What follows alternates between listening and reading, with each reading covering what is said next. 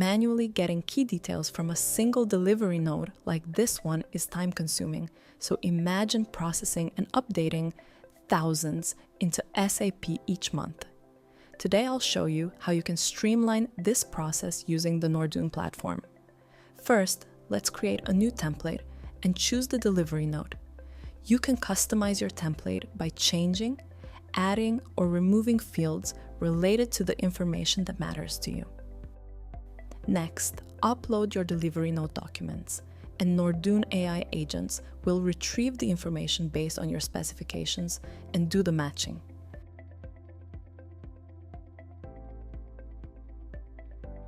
And just like that, your process delivery nodes are ready for download in any format you prefer, which means the data is ready to be updated into SAP, automatically matching the ERP format. That's all for today. If you have any questions, feel free to leave them in the comment section below, and I'll be happy to answer them. See you in the next one.